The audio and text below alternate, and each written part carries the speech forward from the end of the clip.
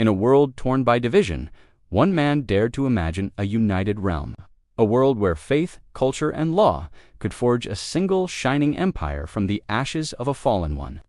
This is the story of Charlemagne, the father of Europe. Let's travel back to the 8th century.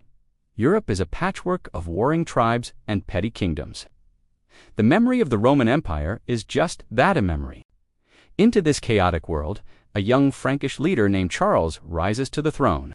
He inherits a powerful kingdom, but his ambition stretches far beyond its borders. He sees not just Franks, but a tapestry of peoples: Lombards, Saxons, Bavarians, all capable of being woven into something greater. Charlemagne's vision was breathtaking in its scope. He envisioned a new Christian empire in the West, a revival of Roman glory but infused with Frankish strength and Christian faith. It wasn't just about taking over, it was about building a united Christian community, all under one faith and one fair leader. But such a grand vision could only be realized through decades of relentless struggle. For over 30 years, Charlemagne was almost constantly at war. He led his armies across the Pyrenees into Spain, over the Alps into Italy, and deep into the forests of Germania. The most brutal of these campaigns was against the pagan Saxons, a conflict that spanned more than 3 decades. It was a clash of worlds, a struggle not just for territory, but for the very soul of the people. Charlemagne believed that to create a unified Christian empire, he had to bring everyone under the fold of the church, sometimes by persuasion, often by the sword. Imagine the burden of it all. Ruling an empire that stretched from modern-day France and Germany to Italy and parts of Spain was a monumental task.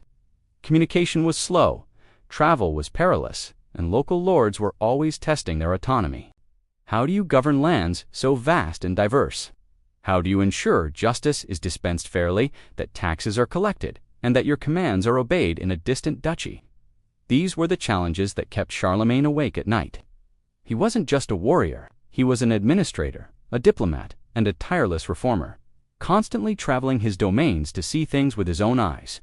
And this is where Charlemagne truly transcends the image of a mere conqueror. He knew that an empire built on military might alone was fragile. It needed a soul, a cultural and intellectual foundation.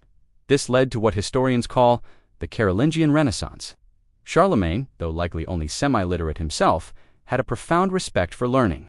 He gathered the greatest scholars of the age to his court at Aachen, men like Alcuin of York. He ordered monasteries and cathedrals to establish schools to educate not just the clergy, but also the sons of the nobility and even promising boys from lower classes.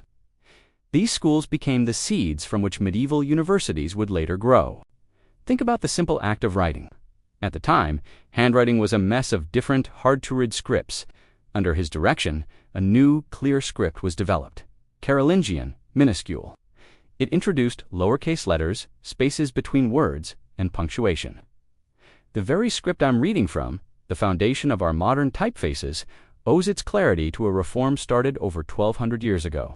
This standardization of writing allowed knowledge to be copied and spread more easily and accurately than ever before, preserving ancient texts from Greece and Rome that might otherwise have been lost to history.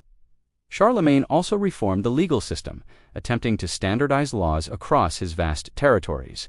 He issued edicts, known as capitularies, on everything from military service and the administration of justice to the proper management of his royal estates. He was trying to build a society governed by law, not just by the whim of the powerful. Then came the defining moment of his reign, a moment that would echo through the centuries. On Christmas Day, in the year 800, Charlemagne knelt in prayer at St. Peter's Basilica in Rome. As he rose, Pope Leo III placed a crown on his head, and the people of Rome proclaimed him Emperor of the Romans. This was a seismic event. For the first time in over 300 years, the West had an emperor. It was a direct challenge to the authority of the Byzantine emperor in Constantinople and a powerful declaration that a new, independent, and divinely sanctioned power had arisen in Europe. Charlemagne was now more than just a Frankish king. He was the heir to the Caesars, the protector of Christendom, a figure of almost mythical status. So, what is the legacy of this towering figure? His empire itself was short-lived. After his death, it was divided among his grandsons, and the dream of a single, unified state crumbled. Yet, the ghost of his empire never truly vanished. The idea of Europe as a distinct cultural and political entity was born from his efforts.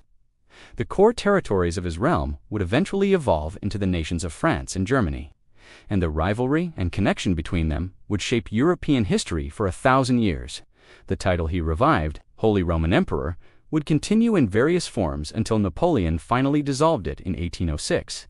His promotion of learning and the preservation of classical knowledge during the Carolingian Renaissance provided the essential fuel for the intellectual flowering of the High Middle Ages, and the Renaissance Charlemagne's story is a powerful reminder that history is shaped by individuals with audacious visions.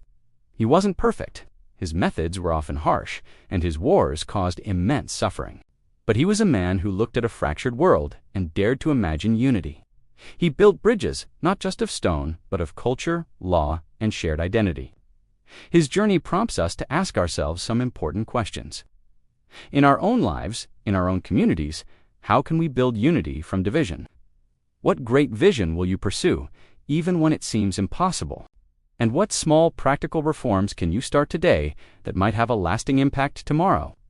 You don't have to be an emperor to change the world. Sometimes all it takes is a clear vision and the courage to build.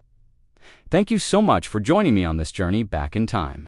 If you enjoyed learning about the Father of Europe, please hit that like button, subscribe for more stories from history, and let me know in the comments which historical figure you'd like to explore next. Until then, stay curious. Thank you for watching.